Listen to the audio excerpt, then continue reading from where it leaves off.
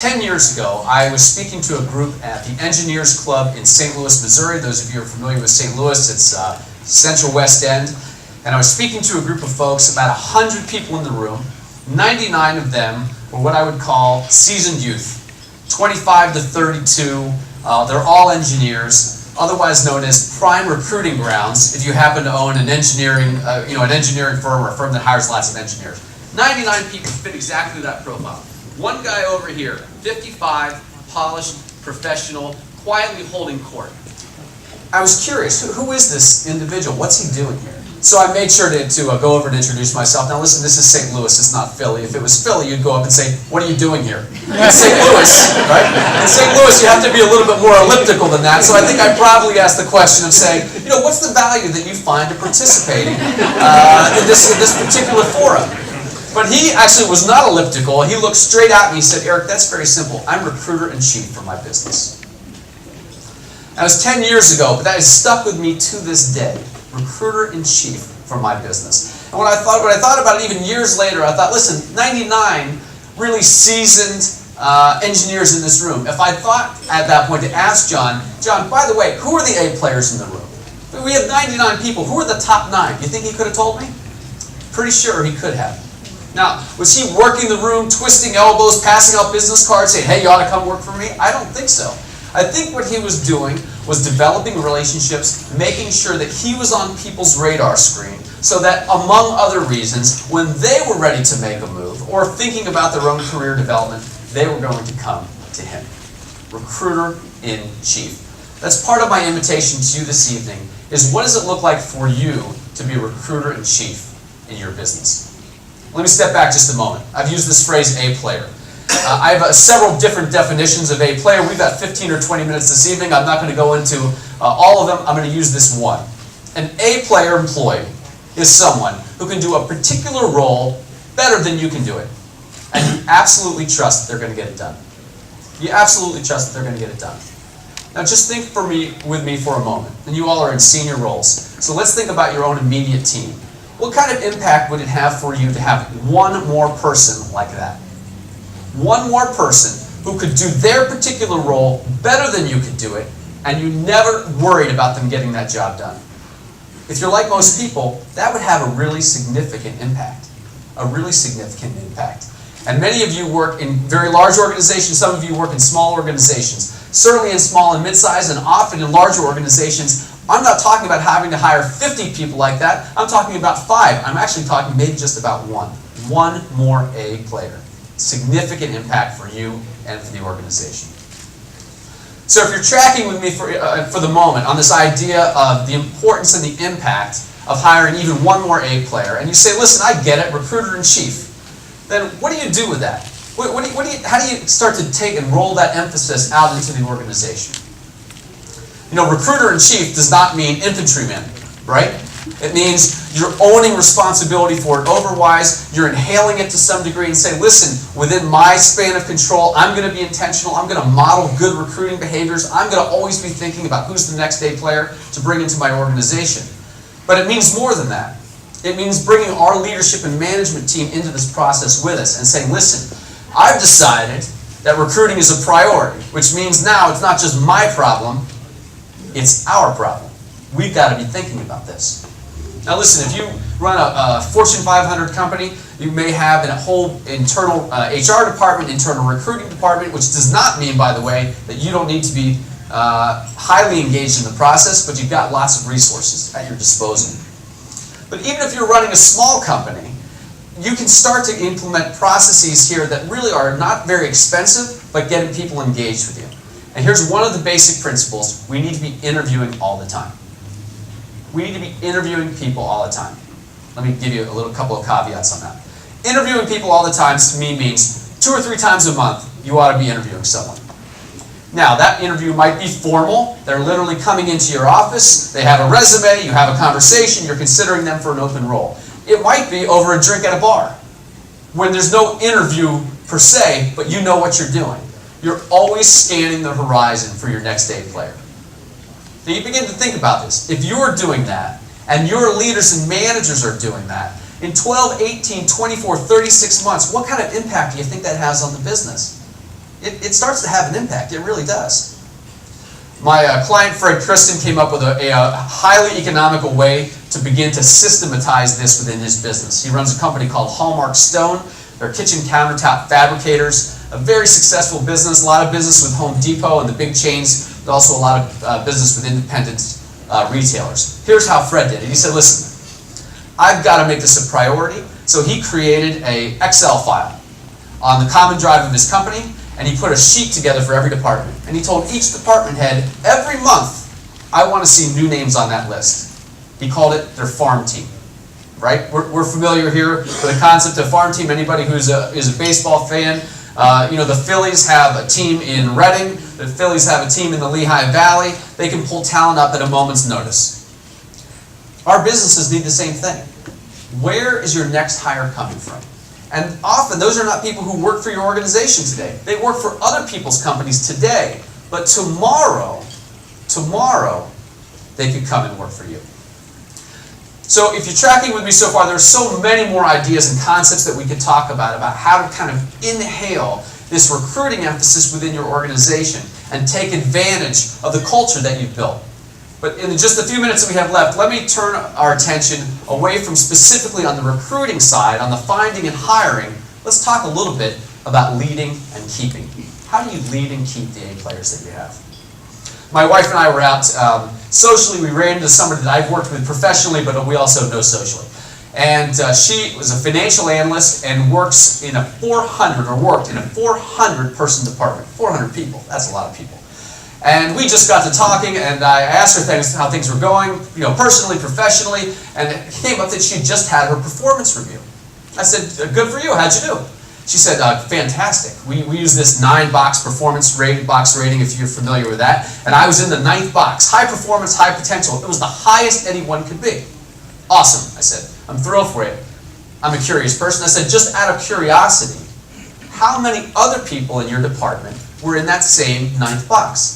And she said, none. I said, 0? She said, none. I was the only one. I said, wow, that's really interesting. She said, what's so interesting about that? I said, well, listen, it's fantastic for you. I'm thrilled for you.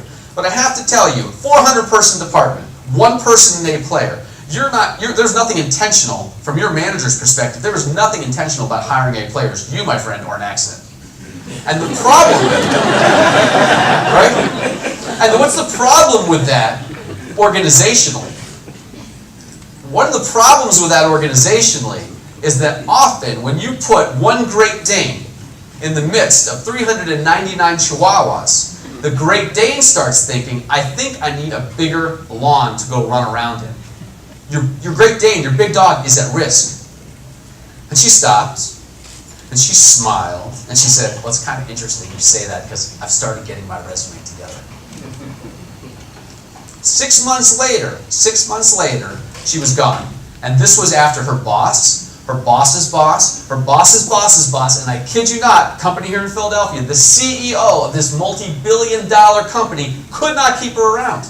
Couldn't keep her around. What's my point? Or what's the application of this point to our organizations? It's this.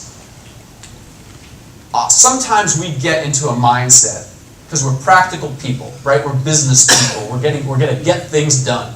We say, look, I've got a couple A players here who just can pull a tremendous amount of weight, load anything on them and they can handle it. That's fine. We're going to have them go. We're going to surround them with the rest of these people. They'll carry their weight. They're going to carry everybody else's weight, and we're going to make it happen. And that's fine for a while. My question to you is, are your big dogs at risk? Because my opinion is we need to be intentional and focused on creating an environment where A players want to stay and work and stay engaged. You all obviously are a fairly select group in that realm, but it is always worth thinking about, right? Because tomorrow is always another day. What am I going to do tomorrow? Not just to maintain, but to create an environment that's going to be able to attract and keep more A players. So something to consider. And then let me wrap up with this.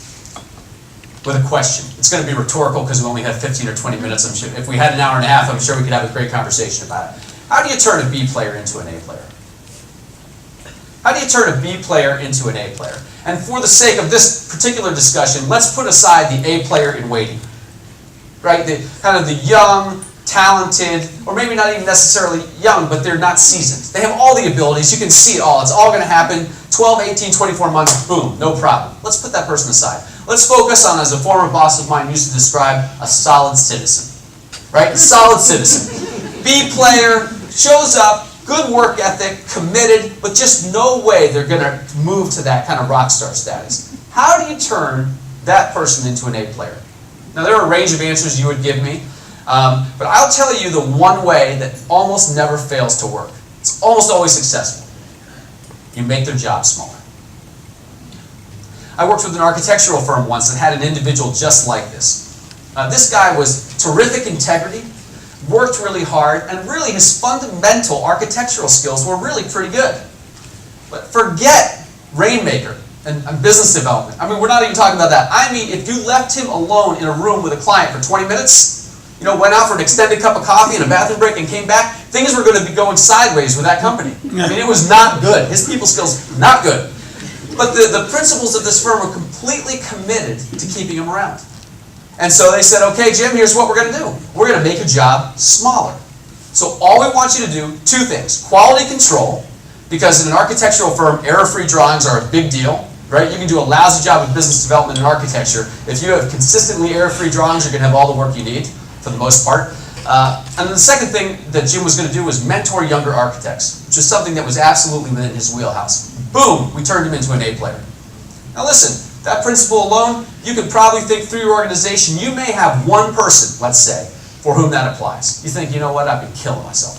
I love this person, I've been killing myself, maybe for years, to try to make them something that they're not. I got to stop doing that. I got to make their job smaller so they become an A player. Great, let's go do that. And then you think about it for another 5 or 6 seconds and you think, I'll tell you the problem with that. How many times can I actually afford to do that? I can't afford to be making too many more people's jobs smaller. I need people whose jobs I can make bigger. Bigger. That's what we need. And that's one of the reasons why recruiting is a leadership priority. Not just an HR priority, because we need those people. That's the future of our businesses. As I thought about it, and as I interacted with more executives, I thought, no. I'll tell you what the next application of that principle is, and it's the following. That you and I stare ourselves in the mirror, and we ask, am I an A player?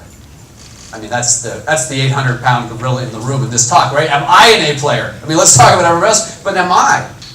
And we stare ourselves in the mirror and we ask, am I an A player? Am I behaving like an A player? And often, the answer we have to come back with is no. Not necessarily that we don't have the capacity to be, but if we're honest with ourselves, there are plenty of times, particularly in very senior roles, that what we need to do is make our jobs a little bit smaller. We've got to get more focused on the things that we really do well. Now look, I'm not taking culpability off of me or of you. We just have to take a look at ourselves and take an honest look and say, this is what I'm good at, this is what I'm not, and deal. But for the purposes of this talk, there's another factor involved here, which is what's one of the reasons that you and I may not be acting like A players today. And the scenario goes like this. Because here I am, and I'm in my job, I'm doing my job. I'm also doing a third of this person's job, 25% of that person's job, and I'm worrying about these 7 people's jobs because they have the ability to get it to about 83.5%. But the rest of the way, all the way home, makes me a little nervous. Right? Are you with me? Yeah, I mean, that's where we live. And I'm going to tell you something, this is where it really comes home to roost personally. Because if you and I do not know how to surround ourselves with A players, then not only does it have an organizational impact, which is the most important thing, it's having a personal impact. I'm not being an A player. And part of the reason that I'm not being an A player is what? It goes back to my initial definition. An A player is somebody that I can delegate these things to and know they're going to get it done. I know they're going to get it done. I can trust they're going to get it done. And part of what that lets me do, at least between meetings and providing accountability, is turn the light off in that room so I can focus the spotlight on what it is that I have to do. And so if you followed with me all full circle here, what you're seeing is, listen, there's an organizational priority for creating a team of A players, having the kind of talent that can execute, but there's also a personal priority. It's both. To be able to focus on recruiting and understand and own and implement the fact that recruiting is a leadership priority. It's not just an HR priority. Thank you. Congratulations. Have a good day.